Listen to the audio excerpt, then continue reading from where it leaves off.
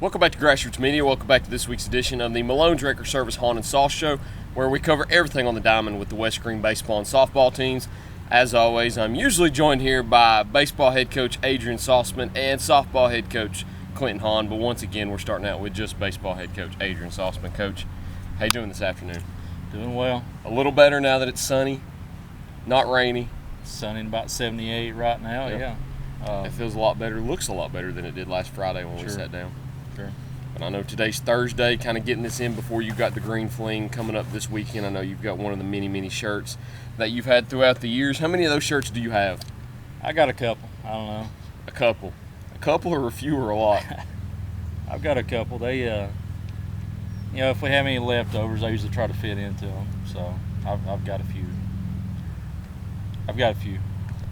It's my practice attire usually. So Gotcha. I've got about 7 pairs of these West Green shorts. And I've wore the same shoes for about 5 years in a row, as you can see. So I don't change much. No.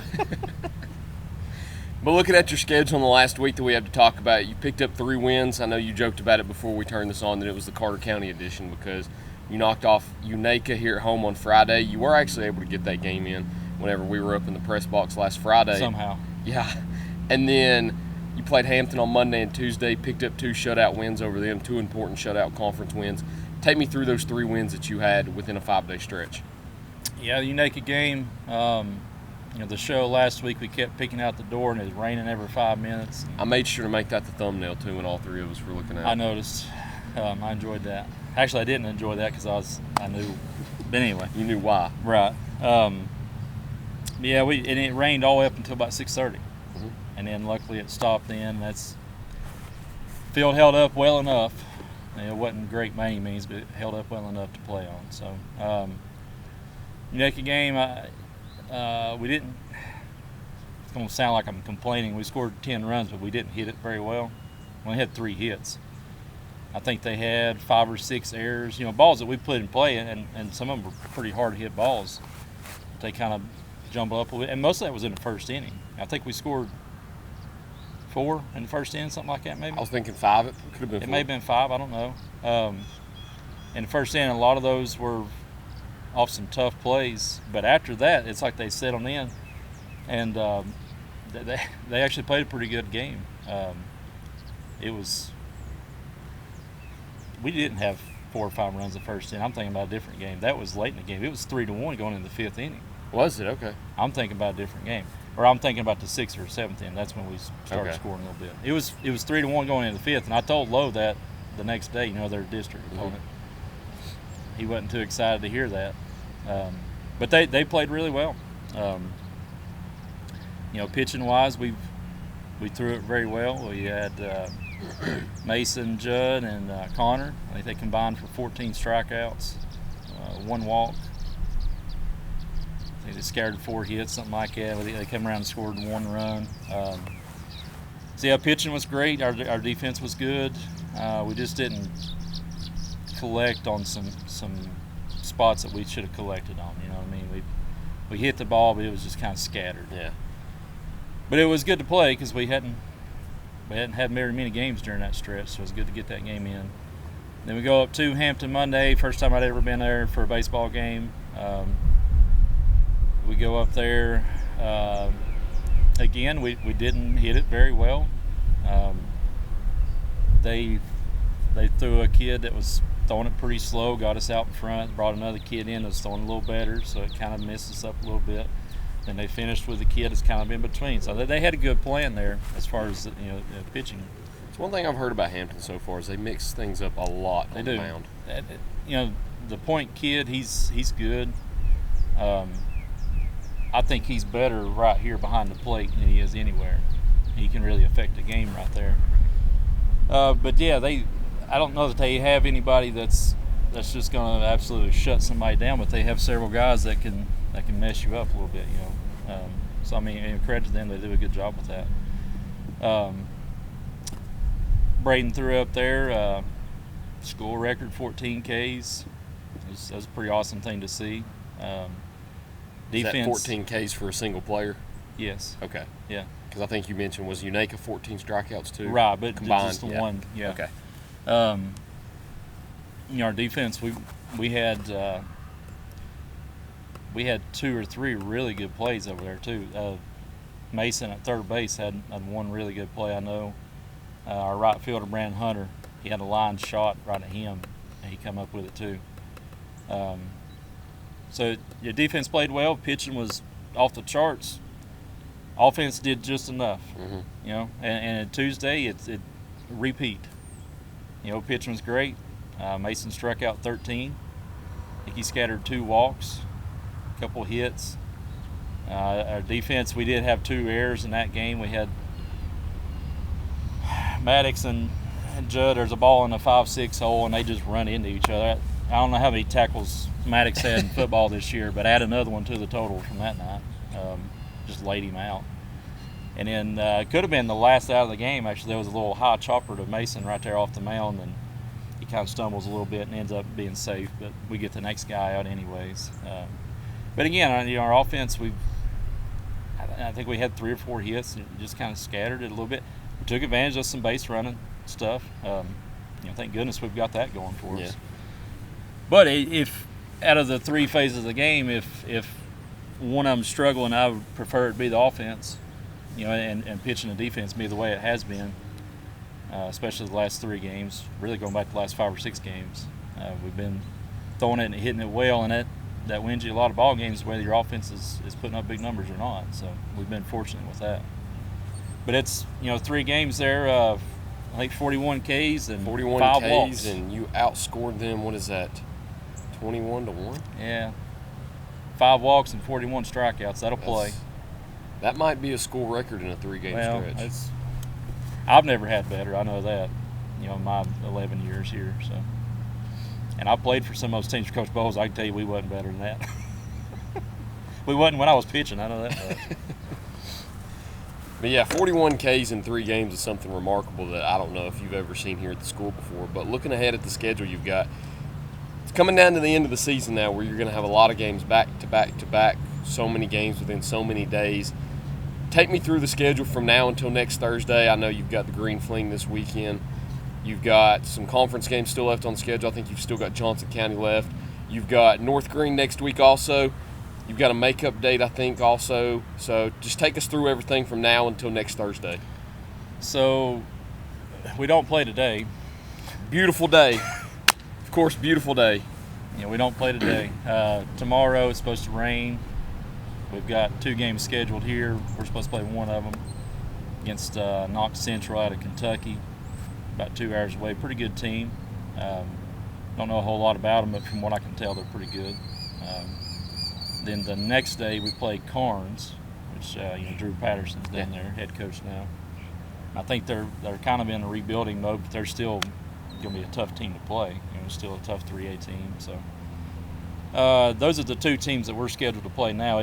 We had a couple teams drop out of our pod, so we had to shuffle some things around. But so those are the 2 that we play, and then it gets really busy. We got Monday we have Hancock County here. It'll be Senior Day. Okay. Tuesday we have Gatlinburg-Pittman coming here. Wednesday we got Johnson County coming here for our last district game.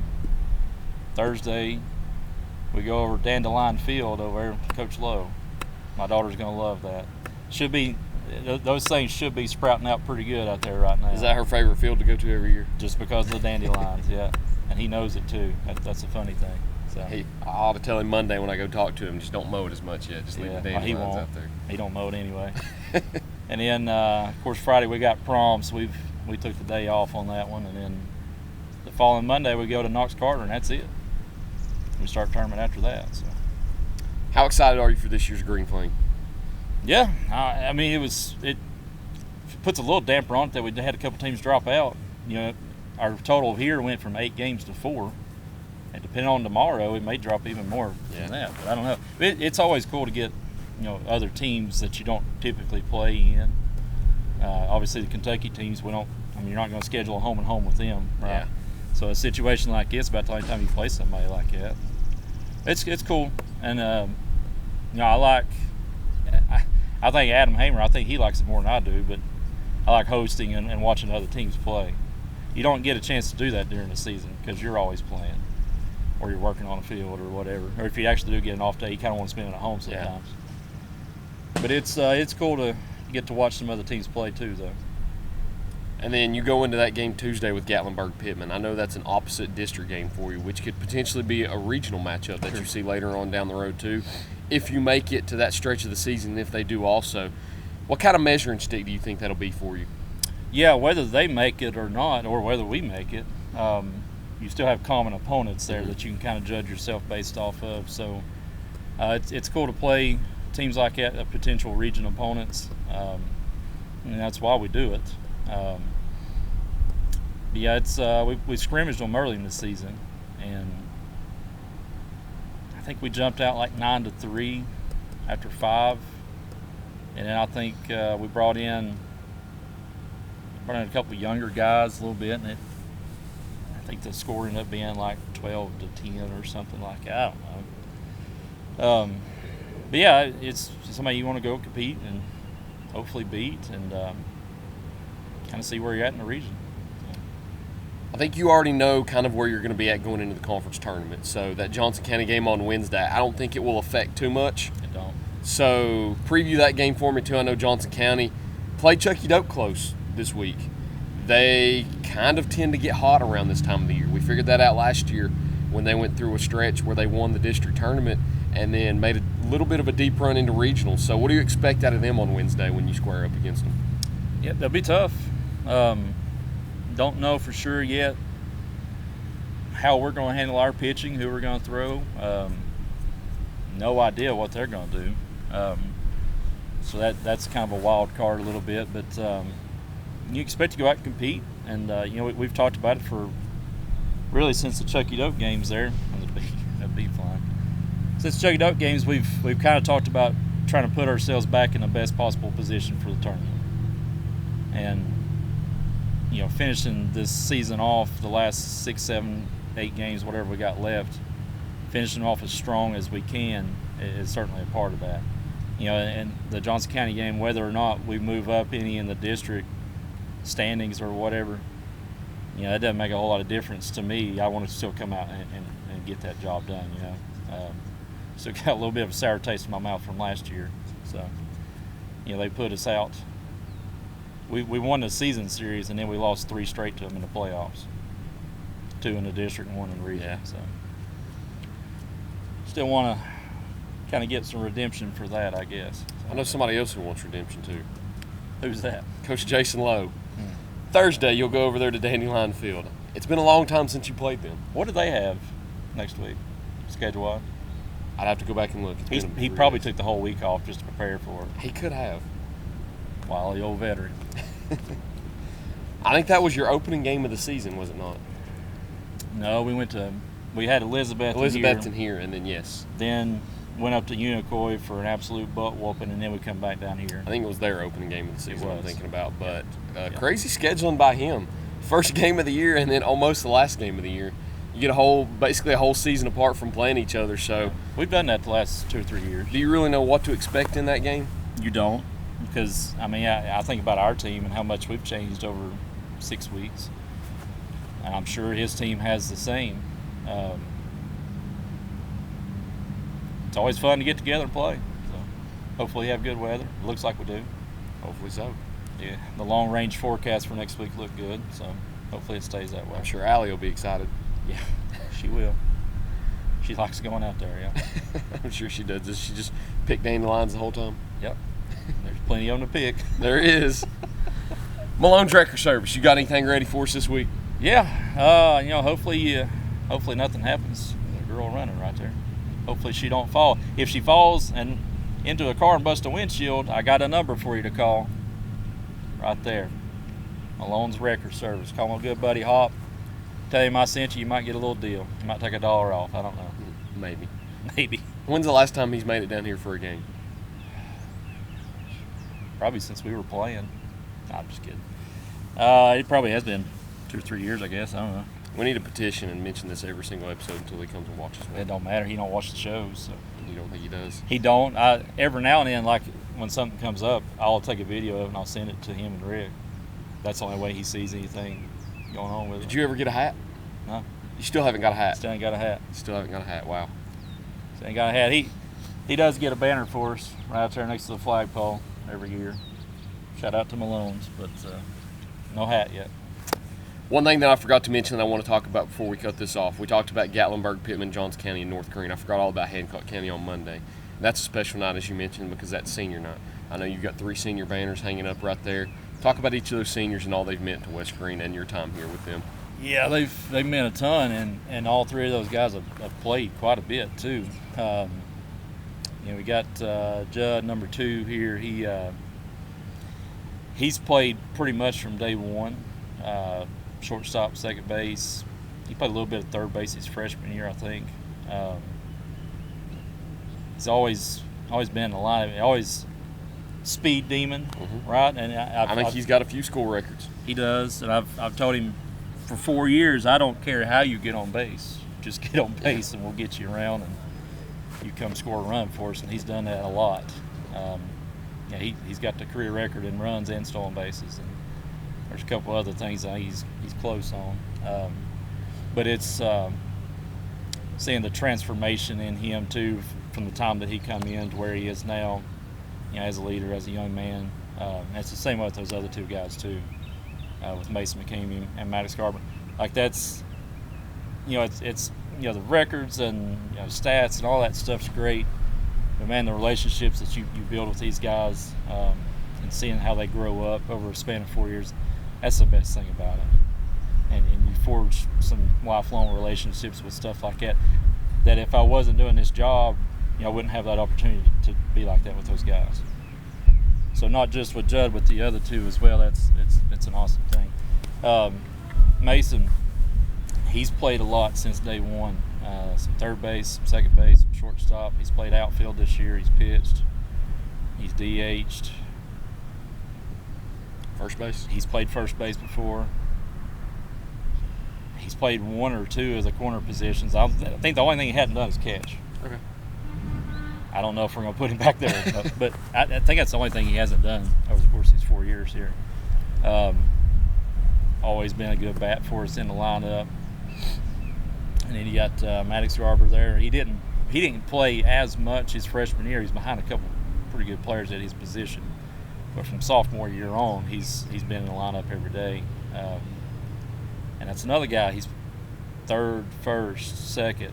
I don't think I've ever had him at short. He's pitched some. Has he caught?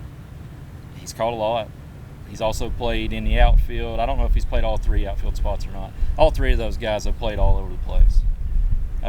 I love utility guys. Kind of a utility team. It is. Utility class. And that's, at a small high school, you have to have that. You got to have 2-way guys that can pitch and play the field, and the more positions you can play in the field, the better off you make the team. That's what we try to preach to all the guys. There's maybe 2 or 3 guys that are limited to 1 or 2 positions, and everybody else try to make it to where they can play everywhere. And those 3 guys, though, we talked a lot in the off season and the summer about what kind of legacy they want to leave, what kind of leadership it takes to do that. And man, I can't give enough credit to those guys and the way that they've approached this year. There's been several opportunities, several games that maybe things could go really south on us.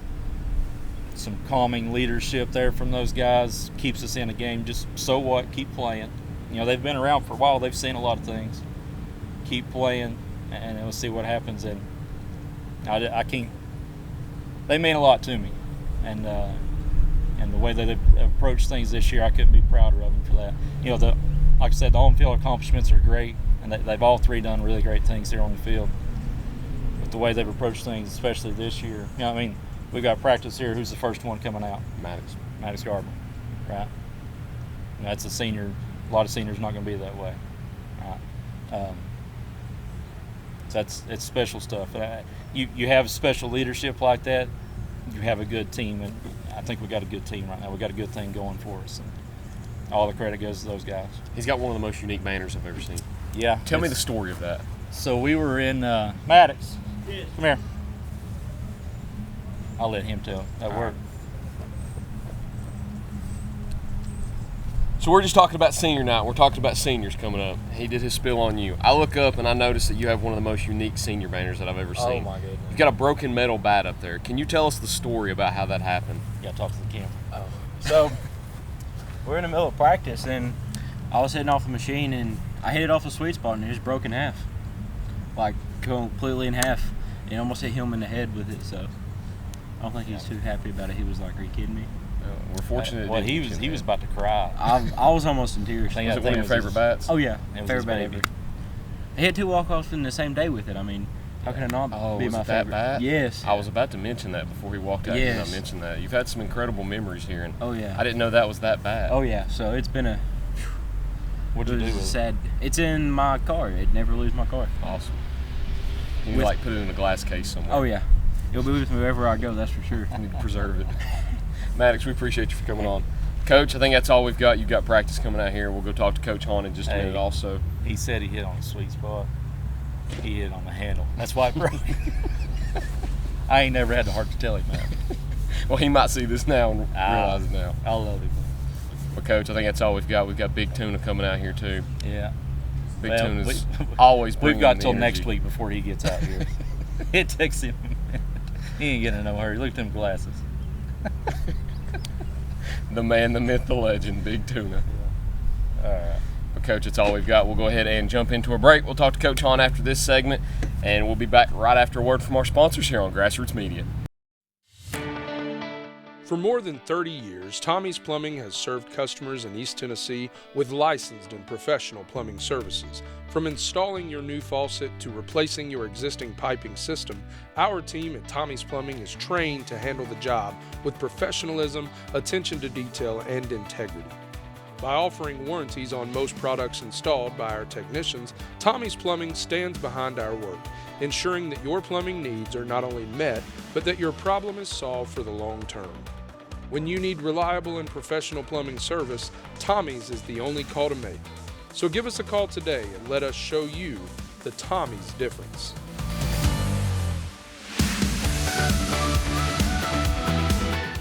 At Corner Pond, the friendly and knowledgeable staff has the experience necessary to help you out regardless the need. Have an item of value you'd like to pawn or sell? Corner Pond can help. They pawn numerous items of value, including firearms, tools, ammunition, silver, coins, and much more. When you walk through their doors, you'll find well-stocked shelves full of electronics, gaming systems, fishing and hunting equipment, car audio and accessories. And don't forget about the room full of guitars and basses and amplifiers, or their outside lawn and garden equipment. Corner Pond is a case knife dealer and carries numerous used knives as well. Stop by and let the friendly staff at Corner Pond help you today at 432 East Bernard Avenue, Greenville, Tennessee. Welcome back to Grassroots Media. Welcome back to this week's edition of the Malone Record Service Haun and Sauce Show, where we cover everything on the diamond with the West Green baseball and softball teams. We did Coach Sauceman's half. In the first half, we'll do Coach Haun's half. This half, sitting here with West Green softball coach Clinton Haun. Coach, how you doing today? How about yourself? Doing a lot better. It's a lot better weather today. Well, it ain't raining and you ain't covered up in 47 layers today, so It's a good day then. you look like yourself today. I know. It's nice to be out here when it's sunny for once. I didn't know how to take Eskimo Tyler. It's not 45 degrees. It's not raining with both you and Sauce a little aggravated that you might not get your games in. I don't see a cloud in the sky behind the camera right now. No? Unfortunately, you've got practice today. You don't have a game. Seems like every day you have a game, there's bad weather. But when you don't, you get to practice. But let's talk about the games you have had since last Friday. You had that game with North Green that we previewed on Friday. You actually ended up getting it in. Then you had a doubleheader with Hampton where you picked up 2 big conference wins. So take me through those 3 games that we've had since the last time we sat down. North Green game, I think it was the second inning. They came out and they just hit the ball that inning. We had, I think, 1 or 2 errors that kind of cost us, extended the inning. I think I looked, we should have been out of that inning with like 1 or 2 runs scored, but it is what it is. You learn from it. Other than that, the other 4 innings, we gave up 2 runs. So, I mean, North Green's not a bad ball club. I mean, they're pretty good. They hit the ball well. Got a young pitcher that throws the ball well. The good news is about that game is it's in the past. Then we played Hampton in doubleheader here on Tuesday. First game, won 8-6. Everybody in the lineup got a hit except one, which is good. That means the whole lineup's producing. Had 2 errors. I mean, both games, both the Hampton games, we only had 2 total errors. So I know last year I talked about having to cut out errors and stuff, and slowly we progress getting down there. I mean, you can live with 1 or 2 a game and still find a way to win the ball game. It's when you get up there in those 5 and 6 that it starts costing you. No, but the girls hit pretty good in that game. I know we had, I think Chloe had like 4 walks in both games, and she's seeing the ball pretty well coming in. Aubrey, I don't know if you can see her behind her. She's doing a fantastic job lead off. I think right now she's got 6 or 7, 8 pitches or more at bats, and is starting to find a way to get those at bats and still get on. And now the pitcher's frustrated because it just took me 8 pitches and she still got on. Now she's got to face Alyssa's too. That, I mean, she can hit it or she can lay a bunt down, and we got some wheels on the bases. And you got Morgan and Haley coming up. That pretty good. And Morgan's a decent contact hitter, put the ball in play, get moved. And of course you got Haley coming up. I mean, right now she's batting .545 with 12 RBIs. So I mean, it's hard. Once the top of the lineup gets going and everything, it starts coming around. And you got Cutshaw and Owens both hitting the ball pretty well at the moment. Owens, I think, I may have to go, I think she had 5 hits Tuesday in 2 games. So, I mean, when she keeps her head on the ball and sees it, she hits it well. But come in as a freshman, varsity, to do what she's been doing is fantastic. Then you got Addison Peters down there batting in the 7-hole, batting over 300. And remember, if we go back to last year, we was talking about the bottom of the lineup, how we struggled. Well, right now, the bottom of the lineup is doing a great job of getting it back to the top. They're getting on, extending innings. Their 2-out hitting has been a lot better this year. And that's crucial. That is crucial. I mean, because if you can extend an inning at least one batter, and you have a chance to get a run across with that one batter, that could be the difference in the ball game. You go back to the Chucky Doe game; it was a 1-run game. I think we had 5 2-run RBIs in that game. So those, 2-out RBIs. So 2-out hitting is crucial to winning ball games, and I think we're doing a better job of that. Like I said, you got Chloe; she's batting 8 right now. She's hitting the ball decently, but she's hitting the ball well, getting deep counts, and still finding a way to get on base. And then you got Kaylee Willett at the bottom. Poor girl, she's hit some balls. I don't know how they caught them, but they've caught them. There was one here the other night. She hit right by the pitcher's head, and the pitcher threw her glove up at it, and she caught it. I still don't know how she caught it, but she's doing well. And you got Mallory Lawson out in right field, playing in the field. She's doing a great job right now. I don't think she's had one ball get hit by her, and that was hit over her head. To come in as a freshman and not to play her 8th grade year, that's fantastic. Like I said, we're slowly getting over that hump to where I feel like we're getting to the point where we're competing in games now and stuff, and more of a long run. I think we'll be all right. Looking forward ahead of your schedule now. I know you've got the Tiny Day tournament that we had talked about a little bit last week, so we won't talk about it as much this week since we already know who you're playing. You talked about it last week too, but I know that's coming up this weekend. How much more comfortable do you feel going into the tournament this weekend, coming off of those 2 wins against Hampton? Well, we got Jeff County and Mo West first 2 games. Of course, Marshtown West has got that pitcher. I think she's somebody said she's committed to Western Kentucky. Like I was telling Coach Bowles today, he's telling me about her. I was like, I'd like to see her. And he's like, well, she can pitch it. And I got a guy I know, the umpires, and I told him the same thing. He's like, you don't want to see her. I was like, I'm the one. I said, I want our girls to see the best. Because if we can go out there and compete with the best, that's how we're going to get better. And then, like, we got Sullivan, East, and Cotton County on Saturday. And then, of course, we won't know Sunday till after we play Friday and Saturday. But I'm excited for it. I think the girls are too. It's a long stretch right now with all the rainouts and everything we've had. So it's going to be a little wear and tear on them. The good news is after we get past next Thursday, it starts slowing down a little bit. That's what I was going to mention. You've got those 2 games on Friday, 2 on Saturday, and then Sunday is tournament play. And then Monday you turn around with North Green here at home, travel to South Green Tuesday, travel to Chucky Doak on Thursday, and then you host Cosby here on Thursday. So you've got a potential to play the minimum of, I think, 9 games within the next 7 days. I think I looked, it was like the minimum of 9, max could be 12, depending on how Sunday goes. That's crazy to think about. I mean, this time of year is when you're going to see a lot of that with the rainouts and the cancellations. You got to move everything to the back half because that's the only time that you kind of have dates. And it's boiled down to where you have that many games in that many days. We talked about Tiny Day.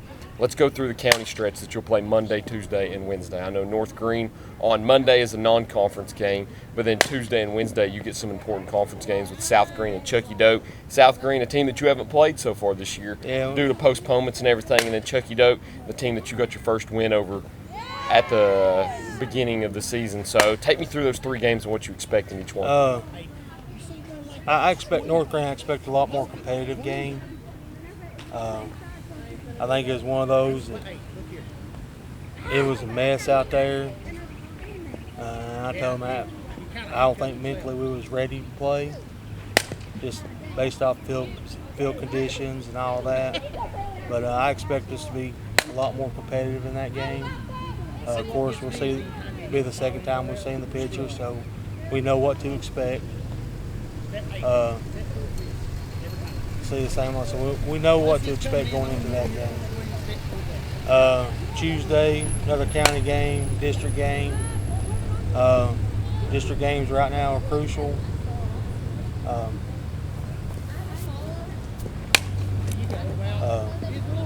Got to try to find a way to at least get that. You got to get that first one. I think the girls are excited for it. I know the girls are excited. But every game we have left on the schedule is a crucial game. They're starting to come around. Then on Wednesday you get Chucky Doak again, a team that you're familiar with and a team that you've already beaten so far this season. What's the game? Well, not necessarily the game plan. I don't want you to give too much away. But what's your mindset going into that game about getting that win earlier in the season and wanting to pick up a sweep? Make the outs they give us. Gotta have good 2-out hitting and limit errors. I ain't gonna say limit mistakes, whether it be base running, fielding, anything like that. Limit mistakes. And I know we talked about on Monday you've got North Green, who's a non-conference opponent but happens to be a 1A opponent. Another team down in 1A that seems like North Green matches up with every year in the regional championship is Cosby. And that's who you'll have on Thursday also. They're a powerhouse down there in 1A. Seems like they make it to the state tournament every single season. Talk about what you expect when you play them on Thursday. Last year we played them. It was 10-3. I mean, they hit the crap out of the ball. I was looking at they had a couple seniors on the team last year that graduated. So it'll be kind of a different ball team. And, of course, we are 2 from last year, so you can't base it off last year's stuff. As long as I tell the girls all the time, go out and compete. As long as we go out and compete, I think we'll be all right. And I think that's the schedule up ahead. What did I say, 9 games in 7 days is the minimum? Max of 12? Yep. How do you prepare for that as a coach? Ibuprofen and Rogaine and Just for Men. Those are the 3 essentials. Well, you got to prepare for the Rogaine and Just for Men in case it lets loose and turns gray. Mine's turning gray. Dealing with kids too, I think it causes more gray hairs. Some. I've been lucky. I got a good group this year. Good. I mean, we're still, what you say, young. But As you can see, we've only got 2 senior banners right here. Only got 2 seniors. So, I mean, we're soloing, and the underclassmen are coming along well. Actually got to get all of them in that second game against Hampton. I got tickled. Hannah Jennings, she hit a line drive right to the girl on the left. And it's just like she just threw her glove up and it just went right in. It was one of those that just stand there and didn't have to move for it. But I mean, from where she started at to now, she's improved. Of course, got Autumn Carter. She's a lefty slapper. I moved her over during the summer to start slapping, and from where she started at to now, leaps and bounds. I mean, she's starting to get to the point. If I ever need a pinch hitter, I'm comfortable putting her in that position because she can put the ball in play and cause some chaos. But she's pretty quick. But I think that's all we've got to talk about. Hopefully we get to sit down sometime next week. You got time next week? With testing and all that, I don't know. With testing and with the amount of games that you've got next week, it might be hard. So it might be one of them ESPN radio phone calls. We'll do it on Zoom one night after a game. You can do it on the bus. But no, I'm ready for it. I know we probably do it next Friday. Probably. That's when we usually do them. Today was easier on Thursday because I know Sauce up there, he's got the green fling going on. He's got to go up there and... Yeah, he's got to get the buddy ready. Yep, he was lining it up earlier. You know he's already probably mowed today. Or is he going to mow after? How many times has he mowed today? What is the minimum amount of times you think he mows in a week? Minimum 3. 3 in a week? At least. You think he's on a schedule like Monday, Wednesday, Friday? I've seen him over here on Saturday doing it. It just... I mean, with all that rain the last couple weeks, you got to keep it mowed down. As he said, Ashley says, he works on the field too much. He puts a lot of work in on that field. Yeah, the field looks good. I have to think he comes down and mows the softball field some for me. When he's over here on Saturdays, he'll come down and mow it, and I appreciate that. I don't charge him as much on baseball buyback for that. So, he's a good guy. Hey, does the green fling count as baseball buybacks? Hey, I might need to. If so, you might need to sit a couple kids down there, my wrestlers. But hey, I need y'all to get these balls. You might just need to bring a hammock down here and just chill in the dugout. Well, see, we'll be playing. Yeah, you're right. You're right. I can tell them, hey, I'll buy you a pizza and a drink, and y'all sit out there, and any balls come down here, y'all go get them and collect them. They'd probably make you money back there. Oh, I know I'd make my money back on the pizza and drinks and stuff about 2 balls. But Coach, I think it's all we got today. I'll let you get to practice. One more I got to get a little jab in at Adrian. They played how many games? 17, 18 now? 12 and 5. I've got my phone 17. down here. Check. 17 games. Well, Braden McCamey was telling me they only had 16 extra base hits. We played 8 games and we have 18. So he might need to get them boys in the weight room. Lowe might be on to something, telling them to get in the weight room. Might need to run more poles. I think you gotta get some of that water in you, juice. What is it? Salsa stuff? What'd you call it? Salsa secret stuff. Yeah. Just tasted like Columbia or Gap water to me. Coach, that's all we got. Appreciate you sitting down again. Thank you all for watching this week's. Oh, you want to do the number real quick? If you're ever in an accident. Wait. Malone Drecker. That's all we've got this week, Coach. Once again, appreciate it. Thank you all for watching this week's edition of the Malone Drecker Service Haun and Sauce Show. Look forward to seeing y'all next time here on Grassroots Media.